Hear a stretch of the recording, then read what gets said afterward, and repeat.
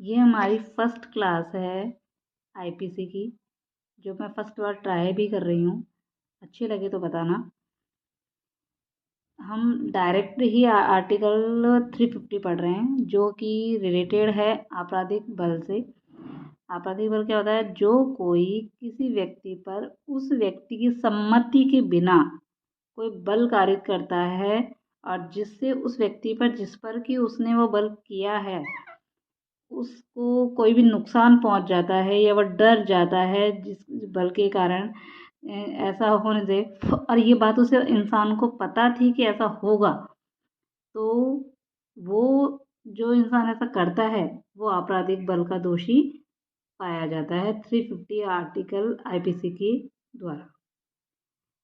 अब इस बात को जो आप मैं एक बार पूरी इस डेफिनेशन को रिपीट कर देती हूँ।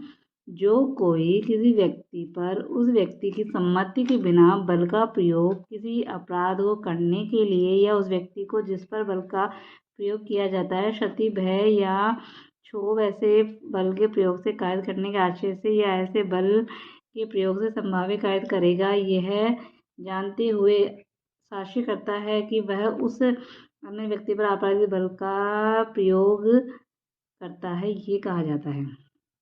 जैसे कि एग्जाम्पल के तौर पर आप समझ लीजिए, वो जितना अच्छा समझेंगे वो आपको याद भी रहेगा। जैसे कि हम ये कहते हैं कि ए है, फर्स्ट वाला इलस्ट्रेशन देख लीजिए। ए एक नाव पर बैठा हुआ है, ठीक है।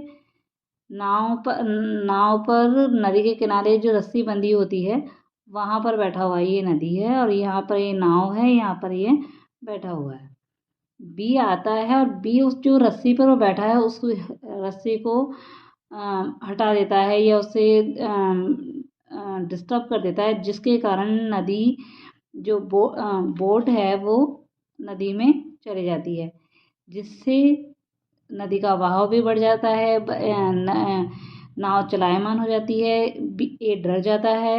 और अगर इस दौरान ए को कोई भी नुकसान कारित होता है तो उसका दोषी कौन पाया जाता है? बी पाया जाता है और ये आपराधिक बल होगा। सेकंड एग्जांपल देख लीजिए। जैसे कि ए है, एक रथ पर बैठा हुआ है। ये घोड़े हैं, जो जाहिर से रथ पे बैठा है तो घोड़े ही होंगे, तो घोड़े हैं। एक बी आकर क्या करता है, इन घोड़ों को चाबुक मार देता है, जिसकी वजह से घोड़े तेज दौड़ने लग जाते हैं। अगर इस दौरान जब घोड़े तेज दौड़ते हैं, तेज फास्ट हो जाते हैं और बी को ए को कोई भी नुकसान पहुंचता है इस दौरान, तो बी को दोषी पाया जाएगा इस आर्टिकल के तहत। आई विश आप समझ में आ गया होगा।